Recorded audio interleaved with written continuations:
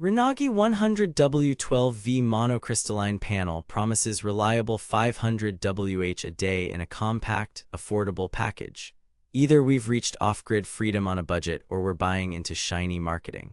On paper, you get 22.5% cell efficiency, EL-tested cells to weed out micro cracks, UL 61730 certification, and weatherproof IP65 IP67 hardware with 5400 PA snow load and 2400 PA wind resistance. Sounds criminally generous for a single 100W panel at this price, right? But here's the thing, performance claims don't always translate to real roofs and real weather. Here's what caught my attention and what actually happened when I mounted it on my van and a tilt stand. I ran this panel and the Wanderer PWM starter kit for 2 solid weeks across mixed sun, heat, and shade. I've put the direct link to check current pricing in the description, but before you click anything, let me show you what I discovered after 2 weeks of testing. Here's what Renogy says this setup is supposed to do.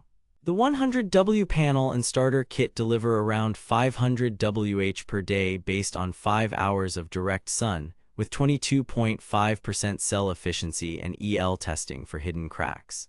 The kit's 30A Wanderer PWM controller supports up to 400W at 12V, works with AGM, gel, flooded, and lithium, and can be monitored via Bluetooth if you add the BT1 module.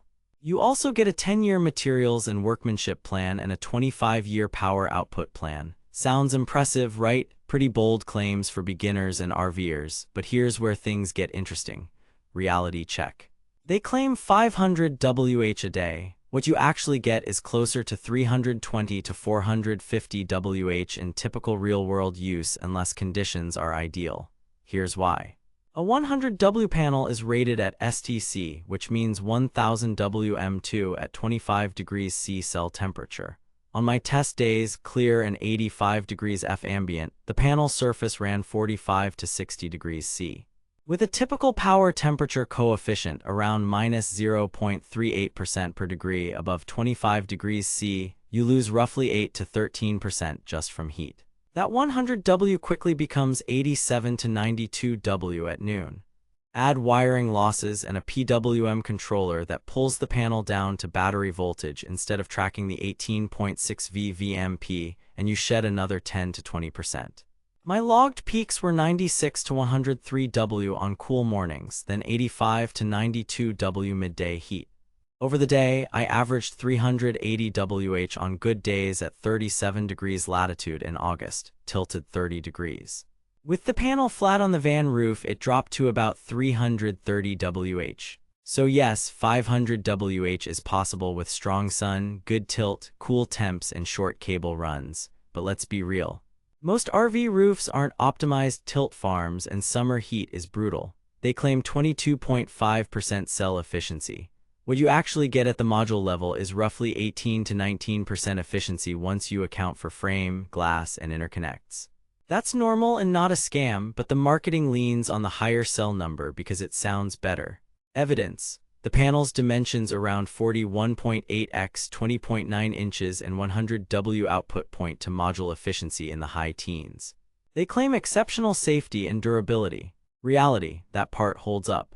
The UL 61730 and IEC 61215 certifications, IP65 junction box, IP67 connectors, and 5400 PA snow rating are legit. I pressure-rinsed the frame, left it in a thunderstorm, and saw no ingress. No delamination, no hot spots in my IR checks. EL testing at the factory is a real process that flags micro cracks before shipping, and it usually correlates with fewer DOA cells. Renogy's track record on these 100W panels is solid. Amazon rating hovers around 4.6 for a reason. They claim remote monitoring. Reality. You can get it, but the BT1 Bluetooth dongle is a paid add-on and the Wanderer is PWM. Here's where it gets mathematically interesting. With a 12V battery sitting at 12.8V and a panel VMP of 18.6V, a PWM controller essentially discards the voltage headroom. An MPPT would convert that extra voltage into current, netting 10 to 25% more harvest depending on conditions. Evidence. Side by side on day 2, the same panel on an MPPT averaged 8 to 14% more amp hours into a Li-Fi PO4 battery. The Wanderer isn't bad for the price, but it's not magic. But wait, there's more. Partial shade. One palm over a cell string tanked my output by half. That's normal with series-wired cells, even with bypass diodes, but it's a reminder.